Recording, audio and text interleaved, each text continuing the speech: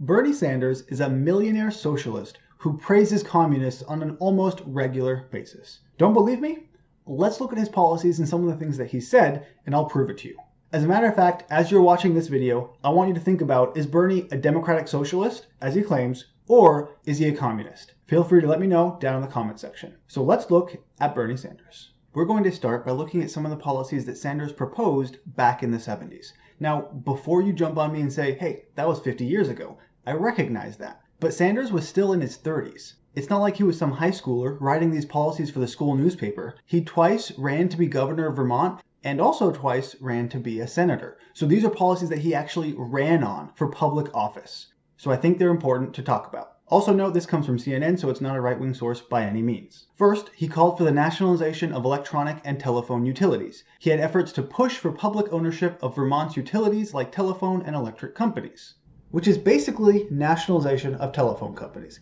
And he wanted to do the same thing with electric companies, where he says that he called for the entire energy industry to be nationalized, not just in Vermont, but over the entire nation. When we look at major industries like corporations, he says that, quote, in the long run, major industries in this state and nation should be publicly owned and controlled by the workers themselves. And he doubled down on that and said, quote, I favor the public ownership of utilities, banks, and major industries. He also talked about an income tax at 100%, but we'll get to that a little bit later and more in depth. So here we have, in the 70s, he was calling for the nationalization of electric and telephone companies, the energy industry, banks, corporations, and all major industries. Complete nationalization of these things. Those are very radical policies. That is straight up socialism or communism, depending on how you want to define them. So now, let's jump to modern day. And let's start with his signature policy, which is without a doubt, Medicare for All. Medicare for All, which on his website he says he wants to create a Medicare for All single-payer national health insurance program. So he says it right there in the description, he wants to nationalize healthcare in the United States at the expense of private insurance. If you have any private insurance currently, if he were to implement his plan, you would lose it, with the very small exception of things that are optional, such as plastic surgery. So we have here already one policy where he wants to nationalize something. Let's compare some of the other things that he said. When it comes to workers completely owning and controlling the companies they work for, he's, I guess, a little bit softer than he used to be. Here we have a policy that he came out with late last year from CNN, where he wants workers to take control of about 20% of major industries through the issuance of new stock to those workers. Furthermore, he is going to require those businesses to set aside 45% of the board of directors who will be elected directly by the workers. So this isn't complete ownership of the means of production, which is generally considered socialism when workers own the means of production. But it is 20% of the way there, which to me doesn't really sound like a good thing. I understand the reason behind this, that he wants to try and get workers to have better conditions and better wages and all of those things, and I get that. But too often, many on the left do not consider the fact that the more you regulate businesses, the less business there's going to be to regulate. I mean, if I have a really good business idea and I want to invest my time, my capital, my effort into that idea, I would be much less likely to do that if I thought that at some point the government would come in and basically wrench that company away from me because it was too profitable. So while I guess this isn't extreme as he used to be, I think it's kind of just a starting point. I don't doubt that he'd be willing to push it further if this were ever enacted. When it comes to nationalization of banks, again, he's a little bit softer than he used to be, but it's still not a good policy. See, what he wants to do is to have fair banking for all, which again, is a good idea. I understand where he's coming from. But then he implements things that are not good ideas. For example, he wants to cap consumer loans and credit rates at 15%, which may sound fine on paper, but if you're a bank or a credit card company, you have to weigh the risks of allowing someone to take a loan, how likely they're going to pay it back, how likely they're not going to pay it back, which is why if you have low income, if you have bad credit, your interest rates are higher because you're more of a risk. If you artificially throw out some number and you say you can't have higher interest rates than this, what's going to happen is people who would have had higher interest rates with that will probably not get the credit in the first place. So it's not really going to help low-income people. Instead, it's going to make it more difficult for them to get credit cards, get loans, all of those things. But his policy does not stop there, because what he wants to do is he wants to allow every post office to offer basic and affordable banking services and end lending discrimination. I know what you're thinking. Post office to banking. Where's the connection there? I have no idea. First off, let's disregard the fact that the post office is consistently doing very poorly when it comes to profits. As a matter of fact, they've been losing billions of dollars for more than a decade. The post office is not doing very well because they're not competing very well against the private industry. And yet, what Bernie Sanders wants to do is give them even more responsibility. Generally, if you have an organization that is doing poorly, you don't give it more responsibility because guess what? It's going to do that poorly as well. So again, it's not quite nationalizing a bank, but do you really think Sanders wouldn't want to take this idea, apply it to every post office in the United States and have essentially a national bank? Doesn't really sound like a great idea. Because after all, when I have questions about finances or loans or my mortgage, you know who I don't go to? The mailman. He also has a policy where he wants to provide high-speed internet for everybody, which, like most of his policies, are based in a good idea. People need access to internet in this day and age. You can't really go without it, but then it's completely botched in implementation. Rather than remove current restrictions, what he wants to do, as we can see here, is provide $150 billion to build publicly owned and democratically controlled cooperative or open access broadband networks. So he wants to, in some form, create a national internet company controlled by the federal government. But that's not all. Require that all internet service providers offer a basic internet plan that provides quality broadband speeds at an affordable price. So not only is he providing a public option, essentially, he's looking at the other companies that already exist, and he's going to dictate to them the prices they can charge.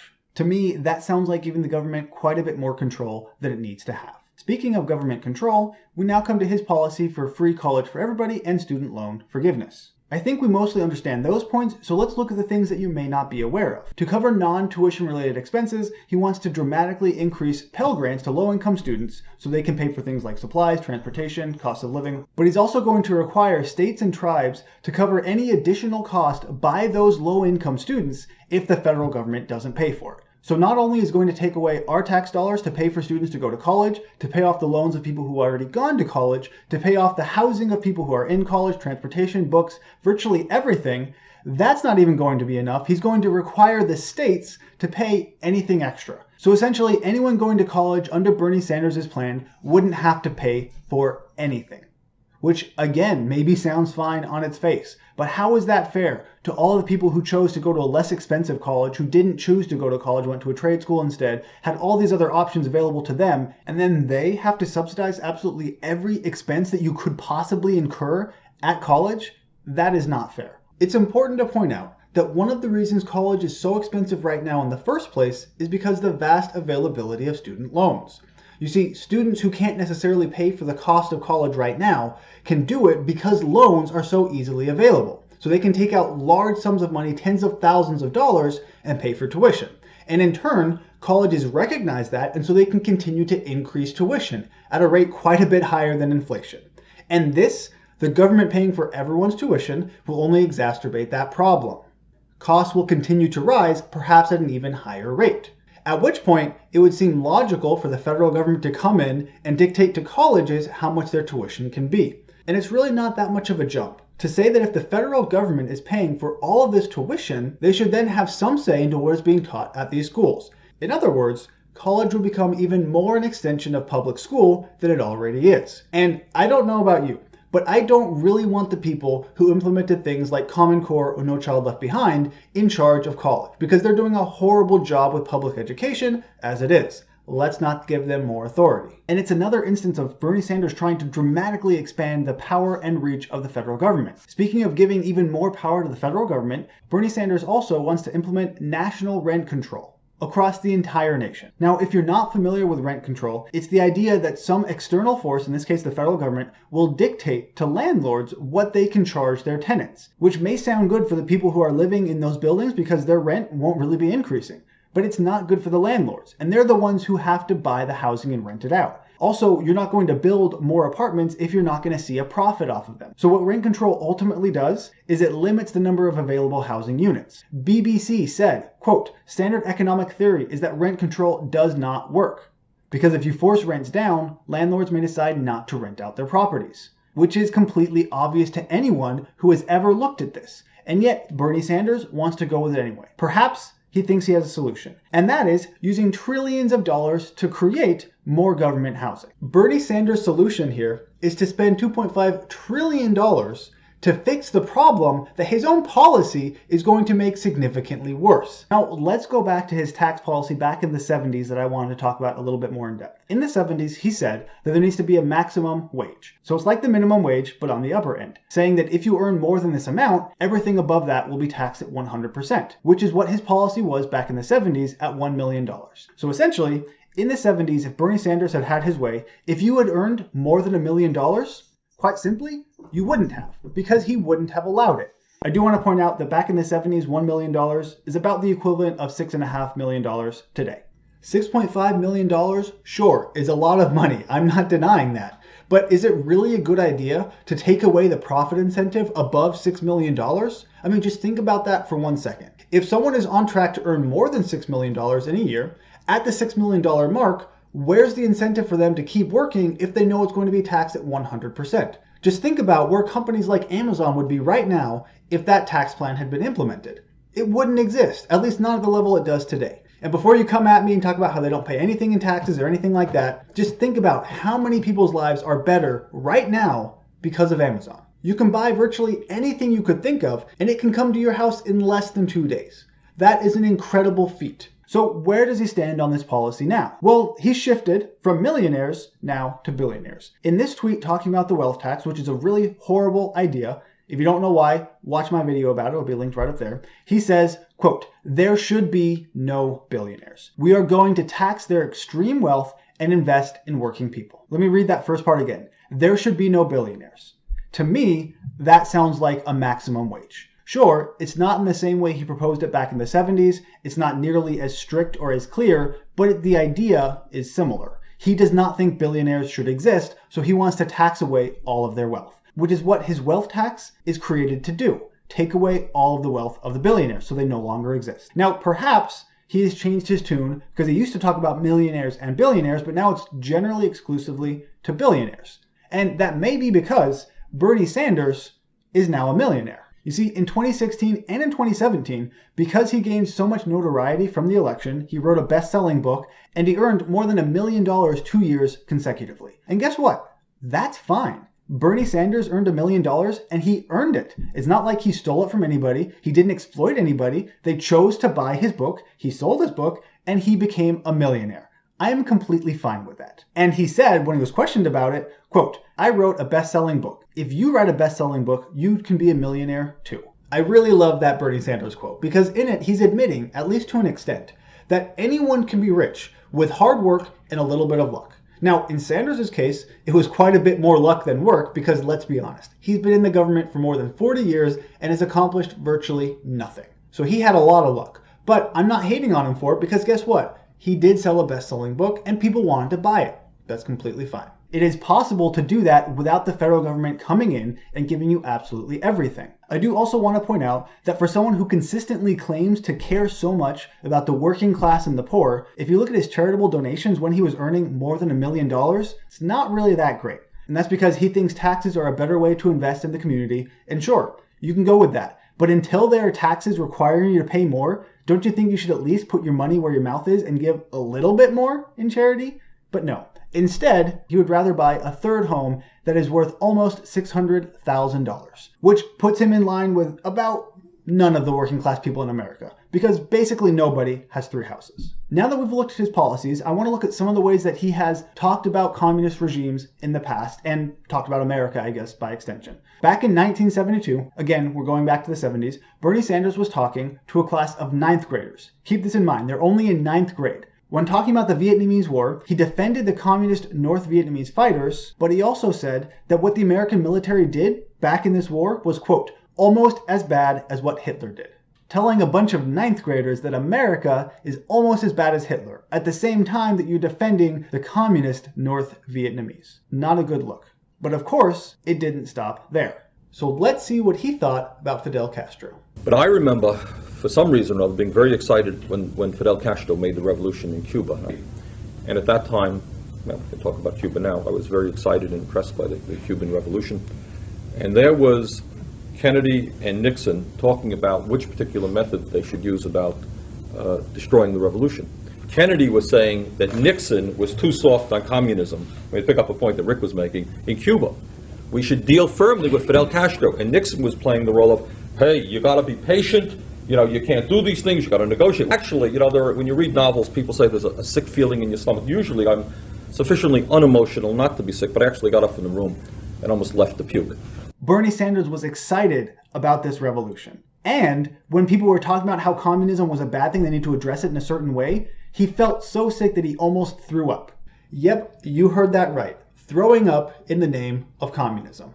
At least you're sticking by your convictions. Now let's look at some more recent comments. And when I say recent, I mean in the past week. Bernie Sanders was in an interview on 60 Minutes, and he was talking about Fidel Castro again, because that's what he does, and this is what he said. But it's unfair to simply say everything is bad. When Fidel Castro came to office, you know what he did? He had a massive literacy program. Is that a bad thing, even though Fidel Castro did it? Yes, it is a bad thing. You know why? Not because reading is a bad thing, because obviously being literate is a good thing. But when it comes at the expense of oppressing and imprisoning and killing thousands of your own people, it doesn't really even compare. The one or two good things that Castro may have done do not counteract the countless acts of evil that he did. But Sanders is willing to overlook that and say, oh, at least he helped people read. And this comment is getting a fair amount of pushback, especially from Cuban Americans, which I understand why, because a lot of them came here in the direst of circumstances to escape that horrible, horrible person who I guess implemented a literacy program, and they should be grateful or something. Sticking with a more recent viewpoint, let's see what he says about China. In fairness to China and its leadership, is, if I'm not mistaken, they have made more progress in addressing extreme poverty than any country in the history of civilization. Okay, so they've done a lot of things for their people. Now, to be fair to Sanders, he does admit that China is moving in a totalitarian way and it should be more democratic. So at least he's recognizing that. But once again, he's kind of ignoring the evils of the regime to praise the small amount of good that maybe they did. Sure, maybe China has helped people come out of poverty. But you know how they've done that? By oppressing their own citizens. And one of the most notable ways is the one-child policy. This policy is responsible for some missing 30 million Chinese women. And sure, it's a really easy way to raise people out of poverty if you stop them from being born in poverty in the first place. And this policy led to forced abortions by the Chinese government, led to families abandoning their newborn infant daughters if they don't commit infanticide, and an incredible amount of abortions. An expert here said the following: there were people who really wanted the child, and then they would try and evade the whole process of being taken away for a forced abortion. Because here's the thing, between your conception and your delivery date, all bets are off, they can make you. The Chinese government forcibly aborted who knows how many human lives. So sure, maybe they've helped out in poverty, but does that really justify what they did? Do the ends here justify the means? I don't think so.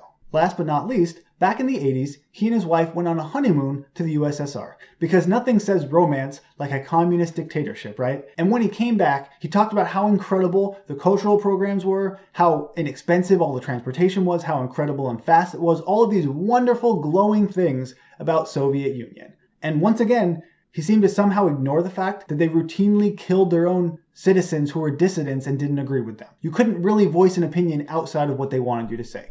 I guess none of that matters as long as the buses are cheap, right? Now, I wanted to highlight all of those things because I think it does show something about Bernie Sanders. I'm going to leave you all with this question. Based on the things you've seen in this video, do you think Bernie Sanders is a democratic socialist, as he claims, or a communist? Let me know in the comments down below. And if you have any questions, feel free to check out all of my sources and ask me anything as well. Thank you for watching, and I'll see you next time.